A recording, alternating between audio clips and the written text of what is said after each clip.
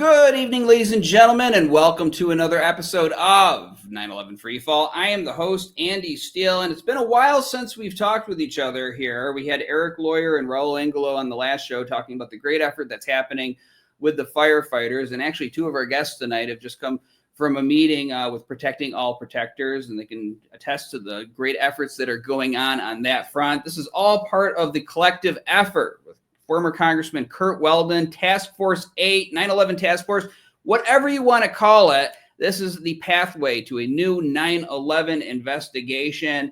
And you can tell by some of the clips that one of our guests here tonight gathered that there's a little bit of nervousness in Washington, D.C. by this new administration coming in. Some calling some people to the carpet, asking them to disavow any sympathies towards the 9/11 truth cause during these confirmation hearings. You're going to be hearing all about it tonight with our guests. So let's go ahead and bring them on in. We're going to start with our usual guest here, coming live from soon to be the 51st state of the United States. I'm kidding. I'm kidding. But this is Craig McKee. He's been a journalist in Montreal for over 30 years, covering news and entertainment.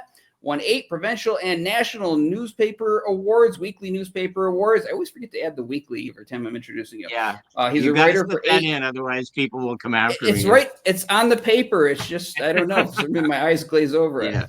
But he's a writer for AE 9/11 Truth, as well as his blogs Truth and Shadows and Thought, Crimes, and Misdemeanors. He also hosts a podcast called Truth and Shadows. And he is joined by 2 guests here on the same screen. The first one is Sandra Laratonda. She was our translations team leader for AE 9/11 Truth.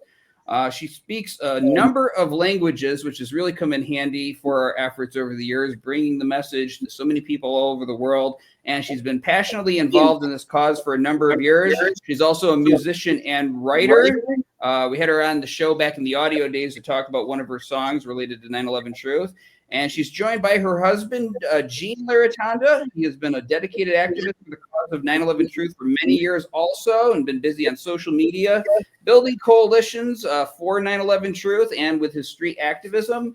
They're both involved with a number of groups, including Richard Gage 911 and Protecting All Protectors Alliance. Those are the ones I know of, and they can add more if they want in just a moment. Together, they host a weekly conference show with members of the 9/11 Truth movement called the 9/11 War Room, which happens every Sunday afternoon. And I think that's an open invitation to anybody that cares about this cause and wants to join the conversation. So Sandra and Gene, welcome to 9/11 Freefall. And Craig, too. Thank you so much. Thank you so much. Here.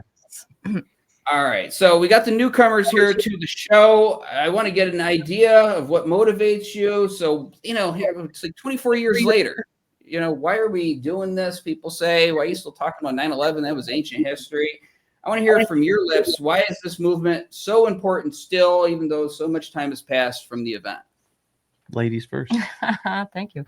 I would simply say that it is, time doesn't make it go away. Time doesn't make it right. Time hasn't changed the events. Just because people are refusing to address it doesn't make it any less relevant. And in my personal view, I feel that 9/11 is the domino that needs to fall. It's the easiest to prove scientifically. History is littered with false flag. It's not like it's never happened before. It's not an anomaly in that sense, but it is the greatest thing that happened in our recent history that we were all witness to, and people still have questions, and it's not resolved. And if we can expose 9/11 for the false flag that it was, and mostly get justice, even though the justice part is extremely difficult, but we keep on the pressure, and I'd be very happy with just having the history books rewritten, just so that it's clear out there. This is what happened. This is who set it up, if we ever get that far to being able to prove that. And these are the people who are held accountable. And that doesn't mean that things of this nature will never happen again, but it will absolutely wake people up to the possibilities of what can happen when we just blindly trust those in power. So Take down 9/11, and you rewrite history, and it's a new chapter. Mm-hmm. I would say echo that and say it's the greatest crime of our time. Once you hear it, you can't walk away. I was born in '72. If I was born a little earlier, I might be more interested in JFK. But this is what happened on our watch. And once you hear the evidence, truly open yourself up to the evidence, and you're honest with yourself, this needs to be addressed. That's right. I think that the American public and the world public would have a hard time just saying, well, they killed 3,000 people, but that was like 24 years ago. Come on, what's on TV right now? There are people who lost loved ones, and I'm not even talking about 9/11, but maybe they have a daughter that got murdered back in 1976 or something, and so much time has passed, but they still care about finding out the truth, finding out who did this to their child and getting justice for their loved one in the end. Those cases stay open for a reason, and 9/11 is the biggest mass murder in world history. Well, I don't know if the world, but I mean, definitely in American history, and we need to get this exposed. All right, so our audience is very aware of the effort going on with Curt Weldon. If they haven't been paying attention for the last several months, go back into our archives. Former Congressman Curt Weldon is leading this effort with Raul Angelo and members of the 9/11 Truth Movement from all sorts of different organizations and voices to get this reopened, have a presidential task force to look into it. Craig, we haven't had you on the show yet to talk about this. I know you wrote our articles for it, but just give us your reactions to this initiative taking place. Well, I certainly think it's tremendously. It brings some hope to the movement, and I think that's something that we all need. We all need to know that there's hope in order to keep the fight going. What this specifically will lead to, who knows? We really have no idea. But I know I've always believed that we have to try all kinds of different things and in order to have the breakthrough that we're looking for. And to have a former congressman open his mind to what we've been saying for the past 23 plus years is tremendously encouraging.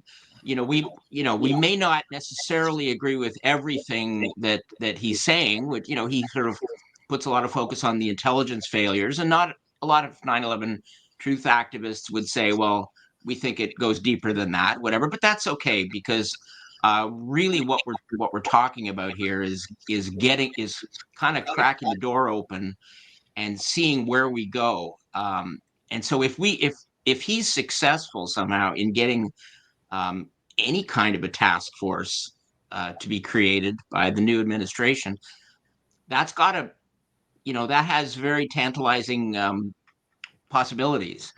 And just, once you kind of open the door and some truth starts to seep through, then, who knows how much more truth will seep through, and we're talking about other things, and, how it relates to other deep state crimes. It's certainly unique in some ways, and part of a continuum in other ways. It's one thing leads to another, as they say. So I think what the Weldon thing is very encouraging, and I'll add this, that it's brought a lot of people together in the movement that haven't been together for a while, and that's encouraging. I think everybody has identified this as being a real opportunity, and so everybody's kind of pitching in and doing their whatever they can do. So I'm optimistic. I mean, who knows where it'll go, but it's certainly, it's better than what we had going, 3 months ago. So, let's see where it takes us. Mm-hmm. Yeah, it's sort of like the end of the Marvel's Endgame, where all the superheroes show up for the battle and everything. That's kind of how I feel it's what's happening in the 9/11 Truth Movement. Gene and Sandra, your reactions to this whole initiative, overall thoughts? It really feels like a mini revival. Curt Weldon really has given us hope.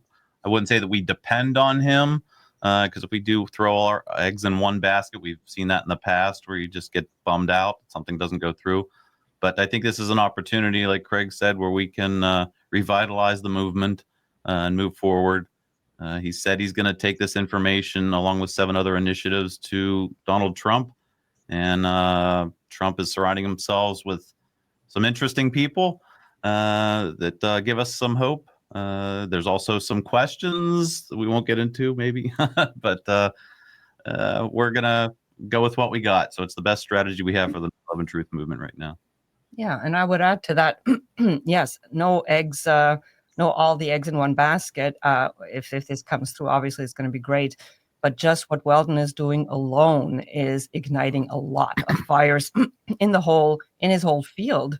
And we're hearing more and more from Raul himself that people very high up in the chain are very attuned to this now, and they're paying attention. And even some of them who did not want to hear it just a few years ago, suddenly his article appeared and it gave it legitimacy.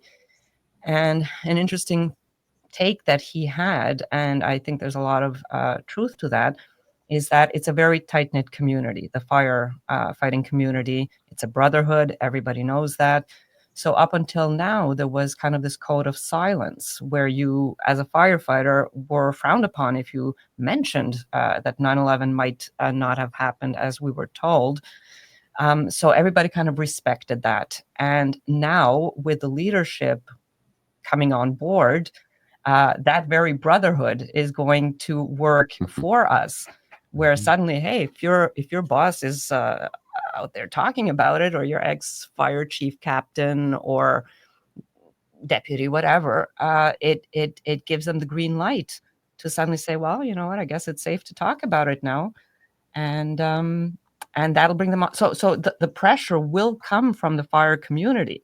Weldon or no Weldon, Trump or no Trump, that floodgate is opening, and it's going to be on us to continue that this pressure is pushed along.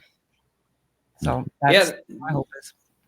The passage of time, and I thought this was going to happen like 10 years ago, is that the powers that be, whoever makes all of these things happen, and I don't claim to even have deep knowledge of who that is, but with all of these schemes, at some point they're going to go too far. In many cases, people think that they have in these last decade or whatever, and it makes more people wake up, and then they say, hey, those crazy people on the internet talking about 9/11. I remember them saying something about a third building that came down. Let me look that up again. And it suddenly becomes more acceptable to think along the way that we do ourselves. Now, I want to talk about this and get everybody's reaction. This came out during the Weldon interview on Jimmy Dore. And to me, this right here justifies a new investigation without even getting into the buildings. Let's just play this clip. Analyze the information. I know from the intelligence standpoint what they did. And I'm going to tell you one more thing. It's going to shock your viewers. I know what they did with Osama bin Laden after 9/11. We sent thousands of American kids to Afghanistan looking for bin Laden. 2,500 came back dead. Thousands more came back injured. Yet it was America that knew and helped place bin Laden in Baluchistan after 9/11. He was allowed to roam in Baluchistan while we sent kids to die in Afghanistan. That's outrageous. It's unacceptable. I wrote about it in my first book. Yeah, it is outrageous. And, looking at a map, because most people probably don't know where Baluchistan is, but it's an area that encompasses Iran, Pakistan. There's a little part of it that goes into Afghanistan, but Weldon has said to me that this was mostly in Iran. And I think he says later in this interview that this deal was arranged with Soleimani, this terrorist that Trump took out with a drone strike in his first term, but that the U.S. government basically hid bin Laden while sending our soldiers to go die, and supposedly in the name of trying to find him in the aftermath of 9/11. To me, that's a stop the presses moment, coming from the source that it does. This guy was very important in Congress on the Armed Services Committee, Homeland Security, all of that stuff. Craig, we'll start with you. Reaction to that piece of information? Well, I was pretty shocked by the specific. I mean, obviously, I never believed that Osama bin Laden was actually in Afghanistan and they were actually genuinely hunting for him. I certainly always believed that was a farce. But I had not heard this specific statement that the United States not only knew where he was, but actually helped to put him where he was. That was kind of new and interesting. And you mentioned Baluchistan. I had to look up where that was on a map. In a way, it's too bad that he didn't say the country, and it was a bit more specific in that when he said that, because, you know, the fact if it was Iran, as he seemed to have indicated to you privately, that's even more like bizarre to me that they would put him in Iran, and then he supposedly ends up in Pakistan. So pretty. And what's interesting about it, I think, from our point of view, is um, that it seems like he's angry about the deception that led the United States to go into Afghanistan. So he looks like the type of guy that when he gets angry about something, like, look out, right? I mean, he really gets passionate, and that's what I guess that's what we want him to be, right? We want him to get to care enough that he's gonna demand action, whatever. So I thought that was pretty interesting. And any little thing, any little falsehood that's exposed helps people to accept that there might be more falsehoods. The idea, I mean, a lot of people, a lot of us in the truth movement don't believe that bin Laden was actually killed in, what was it, 2011? Mhm. So a little bit more information in that area helps to kind of expose a little bit more of the lie. And as we were saying before about people accepting, being more willing to look at things than maybe they were. All you have to do, and we've talked about this on other occasions, but all you have to do is look at the way that podcasters and journal people like Jimmy Dore and Tucker Carlson and all those people, the fact that they're willing to talk about 9/11 now, it's almost like they feel it's safe enough that they can do that without risking ruining their careers. And so they're kind of making it a little safer for other people to follow suit. So it's kind of an interesting study in human psychology, I think. The more once people feel they have a little bit of permission and they can kind of add on to what somebody else has said, then they feel like they're not it's not as big a risk, I guess. Mm-hmm. Hence the thing with the firefighters, right? Yeah, Exactly. yeah. So, we'll start with Sandra. Our soldiers got sent to Afghanistan, got shot, got limbs blown off in the name of finding this guy, this boogeyman that did this to us. And it turns out, according to former Congressman Weldon, that the U.S. was hiding him in a completely different area. What's your reaction to that? Well, is anybody surprised, really? I mean, if they're going to pull off 9/11, then and clearly they were protecting him, and I don't know if there was an agreement to use him as the boogeyman, but that's how it happened. There was the whole story about all his family being flown out of Washington on the very next day when all the flights were grounded and all the bin Ladens were allowed to board a plane. So obviously there's a lot of collusion there. I was frankly in the camp of those who really believed that he was dying of kidney failure in December of 2001 in a hospital in, I can't remember where exactly. Dubai, exactly. Yeah. So to me, obviously, the in 2011, the whole story of how they got him, threw him over the railing of the ship into the water. It's like, oh, we have no pictures, right?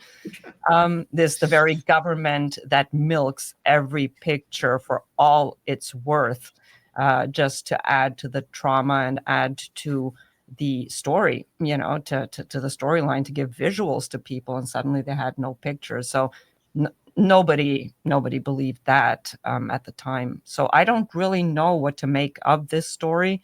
Is it really true? Is it something he heard that wasn't true? I don't have enough information, but I wouldn't be surprised if it was.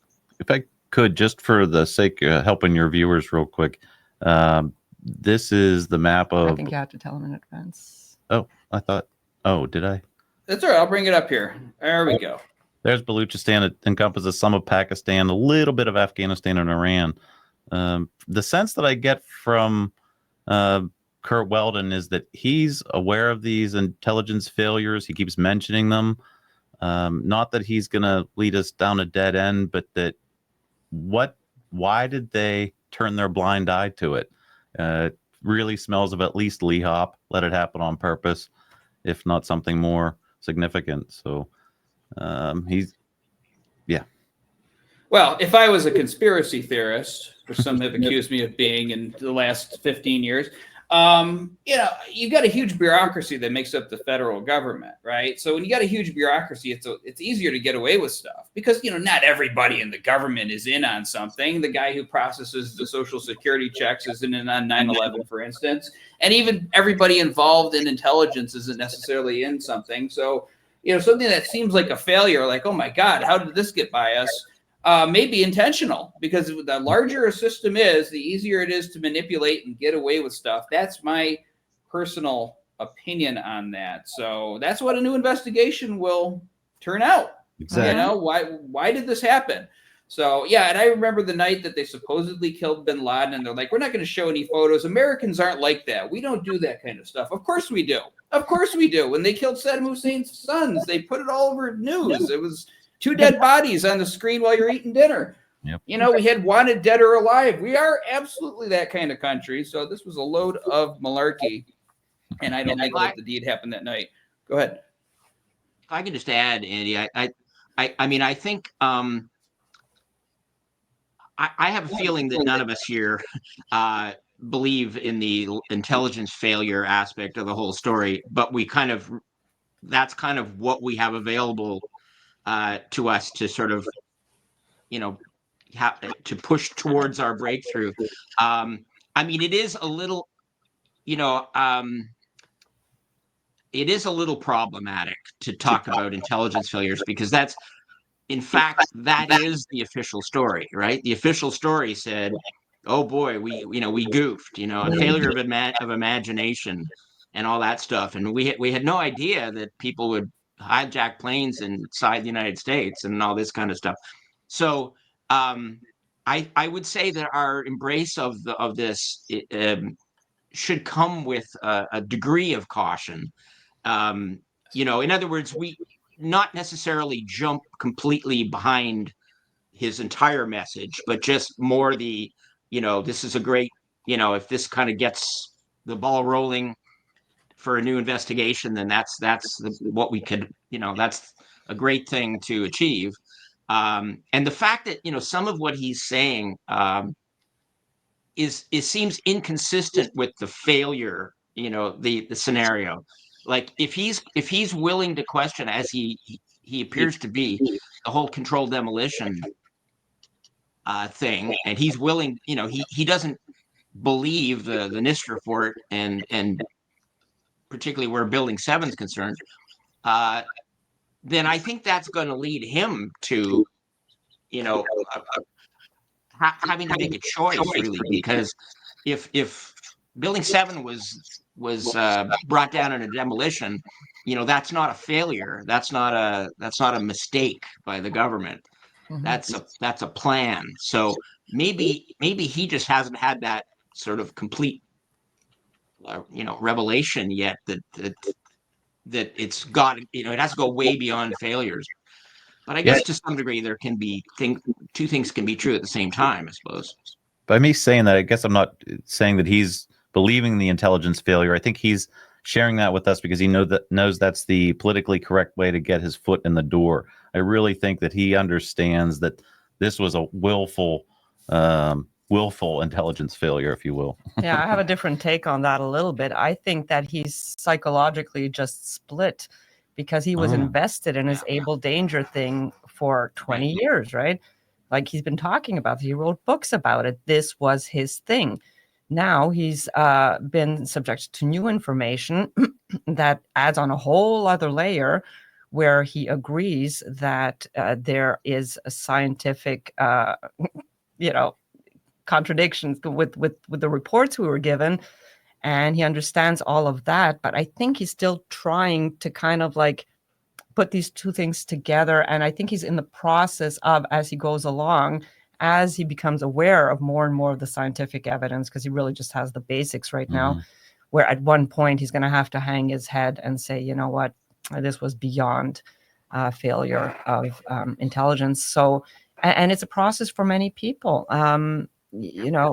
Raul Angulo, who's been doing this for the last 3 years with us now, has come a long way, and he will talk to you about the cognitive dissonance that he encountered at first until he was confronted with the evidence, and then he could embrace 7, but he still didn't want to touch the towers, right? Because the towers are where the firefighters died, and it was still too raw. And Craig was on your call, actually, I think just last week. There was kind of like an acknowledgement on his part that he had put it aside, and that now, he watched a couple of things and suddenly it clicked, and he's like, even though he was on board with the controlled demolition of 7, 1 and 2 were still a little bit, too far removed. So maybe Weldon is the same thing. He's just easing his way into it, and he's desperately clinging on to this idea that maybe it was just that kind of a failure, and trying to combine it. I think give him time, and he'll come around and see that was, he's going to have to leave that one behind. It's a good point. And yes, and it is a similar thing. And I was actually really gratified because it was, you and Gene were both on the call too. It was our 9/11 another deep state crimes teleconference. And we had Raul Angulo on there, and I was pleased that he remembered, because I mentioned it on your podcast about 3 weeks ago, or when the Weldon was on 3 or 4 weeks ago. So I sort of dropped the hint that I thought, we shouldn't be too quick to put the towers aside and just focus on building 7, because, anyway, we can get into that if you want, but and he came back on this other call last week, and not only remembered that I'd said that, which I thought was kind of good on his part to, he didn't just blow it off and forget about it. He actually filed it away. And then he did look at some more stuff, as you said. He looked at a film, the one with John Cole in it, the 30 seconds. Last 30 seconds. Yeah, really good to see that. 30 seconds, right. So that, so he kind of evolved, his view of that evolved a little bit, and that's good. That's what you want people doing, is taking in new information. And I want to just mention to you, just so in case anybody's watching this and they heard you mention the article, Raul's article, it's in International Fire and Safety Journal. And that's quite a long, I think he said an 8,000 word article he wrote on Building 7. Yeah, on that might, he asked that might be worth people checking out. Yeah, he wanted us to let you know that 8 actually turned out to be 10,000 words when they did the math after. He has now been asked to reduce it to a couple of thousand words, and it will be in the print editions in 2 parts in the March and April issues. So that is going to have a very big, because print at the end of the day, it's right there. It's hard copy. It doesn't disappear into the ether of the internet. It'll be there forever. And so that very article that you're talking about, Andy, if I could share screen real quick to show you a screen capture of that. International Fire Safety Journal. You guys could just Google IFSJ Raul Angulo, and this will pop up one of the first search results. Yeah, it's a rather lengthy. If you print it out, it turns out to be like 72 pages. So this is what caught the eye of Curt Weldon, and just a fantastic. Oh, sorry, getting a little sideways there. Fantastic article. This is what did it for us. This is what got our foot in the door with Weldon. So. Yeah, that was it. Absolutely. And, my opinion on, whether we do Building 7 or the Twin Towers also, it's like, if not now, when? Everybody on our board at AE has some white hair on their head somewhere, right? And like this country can't move on until we just acknowledge the truth. And I think it's going to be just fine. I think we will be just fine. There's people who say, oh, there's those who paternalize the government. And yeah, there may be a few of them. I think the general public will say, oh my God, I can't believe this is the truth, but they'll move on and be just fine afterwards once we get over the initial shock, and we'll be a stronger and better country. So let's just have it out right now and acknowledge the ugliness so we can get to the beauty. All right, I want to get to this. Now, Craig and I have done shows in the past because I've noticed this phenomenon for as long as I've been involved in the truth movement. If somebody of any bit of notoriety has any kind of sympathies, and when I say this, I mean not even coming out and saying 9/11 was an inside job or anything, but if they say, well, I think they raised some valid points, and I'm not going to criticize them for having that opinion, they get called to the carpet by either somebody in the media or somebody in government to renounce this position. It's almost like you have to think just like us. It reminds me of, you watch these religious movies where some emperor has like an early Christian in front of him and says, no, acknowledge that I am God. You're not free until you say that I personally am God and renounce whatever you believe in. That's what these government people sound like to me. Renounce that our narrative that you think possibly our narrative could be false. We are the gods. We tell you what the truth is. And Gene sent us this clip earlier in the week. This is, I think his first name is Tim Kaine. He was almost vice president. He ran with Hillary Clinton. And he is confronting RFK Jr., who's going to be Health and Human Services Secretary. This 9/11 doesn't really have a lot to do with Health and Human Services, but here he is questioning him about his 9/11 views. Just a couple of months ago, you posted this on your X account. On 9/11, it's hard to tell what is conspiracy theory and what isn't. I'd like to introduce that for the record, Mr. Chair. We take that kind of stuff pretty personally. Virginians know what happened on 9/11. And we don't need folks giving oxygen to conspiracy theories about 9/11. Now, one thing I noticed about this post is it was in July of 2024. It was 23 years after 9/11. You had a lot going on in your life. You were running for president then. What made you decide in the midst of everything going on in this country, in this world in July of 2024 in your own candidacy for president, that now was the time to say it's hard to tell what is conspiracy and what isn't about 9/11? What was so important about making this point in July of 2024? Senator, the dramatic drop in trust in our government, and this is particularly one of the templates for that is what happened at CDC. Yeah, no, I want to move aside from that. Because you say, you go on to say, I won't take sides. As president, I won't take sides on 9/11. Wow. I won't take sides on 9/11. Let me ask you this. As a general matter, do you find it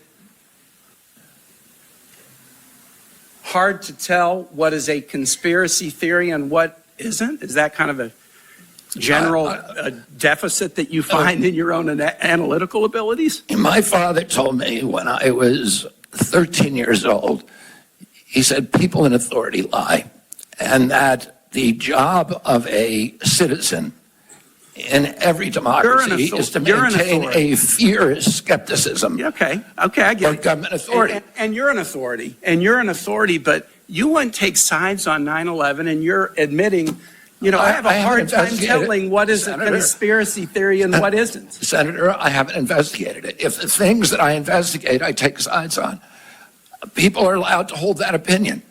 I'm not going to tell them they're crazy for holding that opinion. I'm going to say, what is your evidence? And if I hear the evidence, I'm going to say that doesn't make any sense. So you won't take sides on 9/11. Wow. Yeah, Tim Kaine reminds me of one of these parents at the PTA meeting complaining about something stupid, like they're offended by the school mascot or something.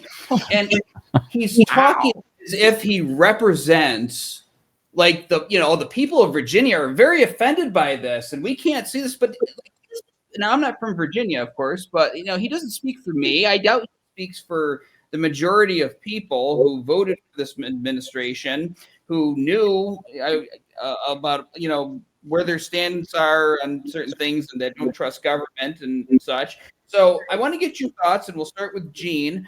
But your reactions to that clip, and also, does Tim Kaine really represent the majority opinion now, in your view, on this kind of matter? He was a lawyer, and that was a completely emotional appeal. He used ad hominems. It was just a showpiece. It really had no basis in evidence or anything. He was trying to get the gotcha moment on RFK. RFK handled it very well in light of what just was signed with the executive order from President Donald Trump to declassify RFK, MLK, and RFK files, or JFK, RFK, and MLK Jr. files. So I think that was a perfect response to say, no, we need to look at the evidence and then make our decisions. Nobody holds the dogmatic approach of, this is how it is, or that's what they do, and they shouldn't. So he looked a little bit like Jack Nicholson coming through the door in The Shining there. It was just really odd. Tim Kaine did. Yeah, Sandra, certainly your the hair. reaction. Yeah, it's laughable. I don't really know what to say. It was just a total smear. It was very reflective of all they've ever done, via their media mouthpieces. How dare you question? Like you said, we're the gods. We decided what it's going to be, and how can you even think that it might not be? So, I mean, there's several clips like that where they went at him very, in a very strong way. And yeah, he held his ground and he came back very rationally. He gave examples of things that he'd questioned in the past that turned out to be true, in the pharma industry, for example. Yeah. So he got his own gotcha moment, right? If I could add, you did a clip a while back with his interview with Peter Bergen, where he said, no, I know that not to be true. I saw the building come down and nothing was falling on top of it at that point. So I think he's playing this again, politically correct. He might be, this is my opinion, he might be a little bit disingenuous that he hasn't looked at the evidence at all, but that's how he can keep his hands clean right now at this point, because of Trump declassifying the older files. I think everybody feels comfortable with it's time that we hear about JFK, RFK, and MLK Jr. I think he's warming people up, and that they may be positioning themselves in a way that they could approach this later. Yeah. And I think all the candidates kind of had to kind of like scale that back just to get their foot in the door. And if they had said straight out, yep, I still stand on that, and 9/11 needs to be questioned, and I want an investigation, I don't think they'd get past the voting. So they had to find that fine line between, I was not wrong in questioning it for those reasons, and just leaving it open, I guess. They asked Tulsi Gabbard to declare in a single word that Edward Snowden was a traitor. Mm-hmm. Like, do you back this up? And she couldn't even get a sentence out. Mm-hmm. It didn't start with yes or no. They just cut. Right. They just cut her off, and just as that he was doing with Kennedy there. I wanted to say, I think it's right out of the playbook. What's that? Okay, it's right out of the playbook of using the conspiracy theory label as a weapon. And I've written a couple of things for AE about this, the use of this label, and there's a great book by Lance DeHaven Smith called Conspiracy Theory in America, which I would recommend. And it really, and you see this in hundreds of media reports, articles, and things, where basically all you have to do is label something a conspiracy theory, and in that avoid having to deal with evidence or trouble with your audio there, Craig. Yeah, a little bit. Can you guys hear? Yeah, it's same Yeah. thing's happening. Clipping over here. Yeah. Okay, are you not hearing me at all? Now I it hear you is. now. Okay. Oh, all right. All right, good. Sorry. Do I need to start that all over again, or? No, we heard Okay. the majority of But that. basically, Yeah. I what I said was that it's straight out of the playbook that they use, with the conspiracy theory label, to kind of dismiss anything that goes against an official narrative. If you could just label it a conspiracy theory, then you deal with that with evidence. And essentially that's what that little weasel Kane was doing in that clip. Was he was just basically saying that he was trying to ridicule Kennedy for even for being anything less than 100% certain that everything was, as the official narrative claimed. And that seems to be the real the way that these confirmation hearings go. They're quite remarkable. I guess we're going to see another clip or two from that, but it's just in the thing with the Tulsi Gabbard getting asked about Edward Snowden, it's just like there's two possibilities. He's a traitor or he's not a traitor, and there's no thing you're allowed to say other than one of those two possibilities, and it just makes these hearings look like a joke, frankly. Well, and this doesn't have to do with 9/11, but there's a part where Kash Patel is being grilled about whether he will say that Donald Trump won or lost the 2020 election. And Patel just keeps on saying, well, yeah, President Biden was certified as president and served as president, and they keep on insisting. And so, this is not me just imagining this. This is like, we own your soul. If you want to be part of this team here, you have to think exactly like we think. And it's not just on 9/11. It's on any issue that has any controversy associated with it whatsoever. We're going to play another segment here. This is Gene gave us this one as well. This is Kash Patel. He's up for being FBI director, being asked about somebody named Laura Loomer, a name I've heard. I think she's associated maybe with Alex Jones or something. But 9/11 comes up, and let's watch. Mr. Patel, you frequently associated with and sometimes praised extremist figures with well-documented histories of racism, anti-Semitism, conspiracies, and the like. In September of 2023, you appeared with Laura Loomer at an event promoting your book, this one here. You shared a photo of yourself and Loomer in which you held her book and she held yours. Just a few months before this event, Ms. Loomer posted on X that the September 11 terrorist attacks were, quote, an inside job. Around that time, she accused Florida's First Lady, Casey DeSantis, of exaggerating her cancer diagnosis to gain voter sympathy. A number of my Republican colleagues on this committee have criticized Ms. Loomer's extremism. One of my colleagues described her as a, quote, crazy conspiracy theorist who regularly utters disgusting garbage. Another called her really toxic. Given all of this, why did you associate with Ms. Loomer? Senator, as you can see, I took a photograph with an individual who showed up at a book event.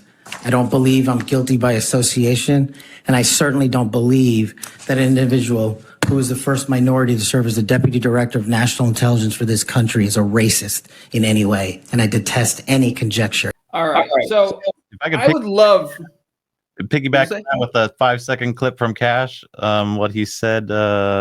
You'll like this. If you could share that real quick. Ready? I want JFK. I want the 9/11 files. So he said, I want the JFK files. I want the 9/11 files. But he's got to position himself and play himself right in front of the Senate to be able to do that later on. So as what Craig was saying, you got to say certain things to get through the door. That's right. But again, they want you to just completely renounce anything. I would love to go through one of these confirmation hearings. I would be like, yeah, I got her number afterwards too, man. I looked good in that picture. But yeah, they want to basically get into power, and they have to play the game, as you guys are saying. Just reactions, Craig, to that Kash Patel, those two clips that we just played. Well, it's kind of more of the same, isn't it? It's kind of as he correctly described it. It's guilt by association. But even, I mean, it's even goes deeper than that, because even if he did, even if that was his best friend, you're not allowed to even associate. You're not allowed to have a friend who says 9/11 is an inside job, because they expect you to denounce anybody that has that view, and you can't even agree to disagree in the country anymore. You can't even say, well, I don't really necessarily agree with everything Laura says, but she's a friend. I mean, not that she is, but it's just you have to renounce anybody that goes against the official narrative. You have to not only not support them, but you have to denounce them. And it's really slimy, really. But he handled it pretty well, I think. That's right. Now I want to make sure. Oh, go ahead, Sandra. No, it reminds me a little bit of, the things they make people do to get into the club. The are you with us, or are you not with us? And if you're with us, then this is the stand you have to take, and this is what you have to say. So he was also asked about Stu Peters, and he denied knowing who Stu Peters was. But you were on a podcast with Stu Peters 8 times, And like Craig said, I mean, he's been on 1,000 podcasts. What, he can't be on a podcast with certain people who stand for certain things? All they do is interviews and media appearances, and trying to bring their image out and stuff. So how is that a crime? Exactly. Mr. Steele, are you aware of a man named Craig McKee? All right, so I want to make sure we get tarnished by me, Andy. Too late now. Well, I'll tell you what, and I'm proud of that. I want to make sure I get these clips in. So we got 2 of them, and I broke them up for time's sake, but we're gonna just go ahead and play both of them, because Gene did an action as a result of this. But let's just go ahead. I think I've got it right here. Mullen Science RFK. This is from the RFK confirmation hearings. And I just want to point out, I don't understand why my colleagues all of a sudden say we can't question science. I mean, it absolutely blows my mind that all of a sudden it's such shame that Bobby's sitting up here and he's questioning science, because I guarantee you, if he was sitting here and he was going to be the secretary of HHS underneath the former President Biden, which I enjoy saying former president, I would bet you that you guys would have his back 100% and enjoy the fact that he's questioning science, and would probably support his positions 100%. But because he's now on the Republican side, you guys went way off the rail. And how dare he question science? My God, if we didn't question science, where would we be today? We've always questioned science. Science is always evolving and always changing. Have a glass of wine a day, it's healthy for you. Don't have a glass of wine a day. Have a piece of chocolate a day, it's healthy for you. Dark chocolate is healthy for you. Take an aspirin a day, as Senator Rand Paul pulled out. I mean, where would we be today if we didn't ever question science? But I will say there's an issue that I have as a father of 6, that when my kids come out from getting their vaccines, they look like a freaking pincushion. I mean, 72 vaccinations? I think there's a reason we should be questioning this. When you start looking at the rise of autism, why wouldn't we be looking at everything? Who wouldn't want to look at everything? Give me anybody in this room that doesn't know somebody that you're personally connected to, that one of their children doesn't suffer from some severity of autism. Give me one. And you guys are all saying that Bobby can't question it? I don't get it, guys. I don't understand your point, other than the fact you just oppose him because he supports a president that you guys don't like now. I applaud him for going into the situation and saying, let's question something. The definition of insanity is doing the same thing, expecting different results. Is it not true that you're supposed to question science? Is anybody going to question the fact that that's not true? All right. Now, before we play the what RFK Jr. had to say, he related a very interesting anecdote. Gene wrote to the senator and related it to one of our initiatives. So why don't you go ahead and tell the story, Gene, to our audience? Yeah, as soon as I heard that, the Scientific Integrity Act just screamed. This is exactly what the purpose of that was. So I did. I not shy to say it. I will use ChatGPT to craft a letter. So I put all this information in there and said, craft something for the senator. And it wrote a nice piece, polite, respectful, and informed him and his staff of the Scientific Integrity Act, and said, if you'd like more information about this, please contact AE 911 Truth. So we might have an ally there, because he obviously understands that science is questioning. Well, yeah. I mean, if nobody questioned anything, we'd still be dying or, shivering in the cave or whatever. So, yeah, good for him for speaking up on that. And that is exactly why we have the Scientific Integrity Act and why we are going to work to try to get this passed, along with trying to get this new 9/11 investigation, because according to the federal courts, the U.S. government is not accountable to you out there, the American people. They only have to meet their statutory requirements, and you see what we've got for Congress out there. They don't ask too much of our agencies. We're not gonna get too much back from them. Sandra, your reaction to what Mullen said? Oh, when we heard it, it was just like, yes, finally someone who's not, tiptoeing or kind of wanting to give him credit. He came straight out and unapologetically insisted that, yes, we absolutely, I don't know how anybody listened to that not being convinced that, yeah, you know what, yeah, we kind of do need to question science. Question science and, question what we know and reevaluate things. So he was very passionate, he was very genuine, and did us all a huge favor with that. Not just RFK Jr. I hope he keeps up with that. I could add in how this ties back into the Curt Weldon initiative. Curt's already made this public, so I'm not sharing anything that shouldn't be said. He wants to have a meeting with Leroy Halsey, Professor Leroy Halsey, that did the UAF study, with the senator from Alaska, Lisa Murkowski. So now if you have him going to Lisa Murkowski with the science of Building 7, and we can get Mullen to contact Murkowski's office, now you have a team that might be interested in scientific integrity. We might have somewhere to go with this, pushing from that side. Yeah, and it's crazy we even have to fight for that in this modern day. I mean, I guess it was a brilliant idea that the government should be accountable and should be scientifically accurate. I'm really glad that we discovered fire with that one. Craig, go ahead. It's interesting to think a little bit about how the whole COVID experience has kind of the fallout from that in terms of 9/11 truth, because you could argue, I guess it has a lot of different effects, but one of those is that a lot of people are now willing to question science. Maybe once they saw that things that everybody was saying in 2020 and 2021 turned out not to be true, maybe that opens their minds a little bit to question some other science or other things that the government has said, other scientific claims that the government has made.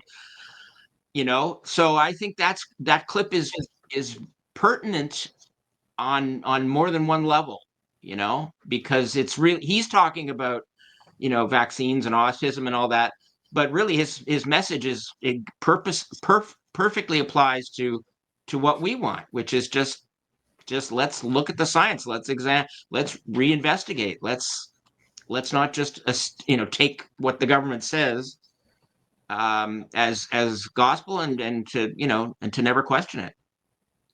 Right. And I want to make sure I get this clip in here, because this is part of RFK Jr.'s response. And I think this pretty much sums up what we're about here at AE 9/11 Truth and at so many other 9/11 Truth related organizations. So this is about, a minute long. Let's watch. Relevant to what the point you just made, in 1963, my uncle awarded John F. Kennedy the highest civilian honor to Francis Kelsey. Francis Kelsey was a young scientist at NIH who came in and objected to the panel having approved thalidomide for American children. All the scientists of that day, they were doing it in Europe, all the scientists of that day and the scientific panels that work for the agency approved, green-lighted thalidomide.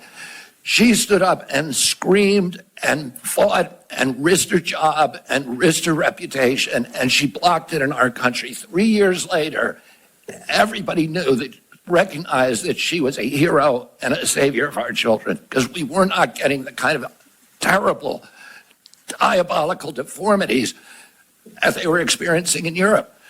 My uncle gave her the highest civilian honor because she questioned science and was courageous enough to stand up and say, I don't care what happens to me. This cannot happen. Now she's a hero. Now she's a hero. So That was that is awesome. the best.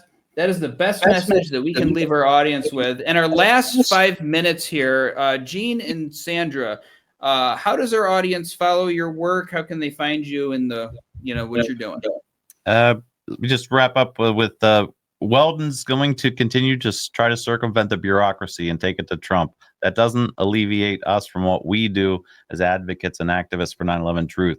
So we should still continue to write your senators, still do the activism, stand in the streets, wear your shirts, just do something, as Andy said in the past. And Just reach out do to something. firehouses, Fire. firemen, go to your local fire stations, print stuff out. Once the initiative is up, we'll have a document, Whoops. a recap document, and then you can snail mail it, email it, drop it off by hand. Keep that up. Sorry, Yep. go ahead. And yeah, if anybody wants to check us out, sorry, half of my screen froze, but anybody wants to check us out every Sunday, 5 p.m. Eastern time, the 9/11 War Room roundtable discussion. Anybody's welcome. We just ask everybody to be civil. So thank you for this opportunity. Awesome. Well, guys, thank you so much for your insight, your work for this important cause. The end zone is in sight. I think we're like on the 35-yard line, but I don't want to go for the field goal. I want to go for the 7 points. So I guess it's 6 and then an extra point, whatever. Yeah, they all understand. But guys, thank you so much for coming on 9/11 Free Fall today. Over here so that I can say bye. There we go. Thanks, guys. Our screen froze. Andy. Oh my God! It's like there's like a wax dummy or something. Okay, Now, that's crazy. Okay, Anyway, thank you. thank you. Thank you. Bye.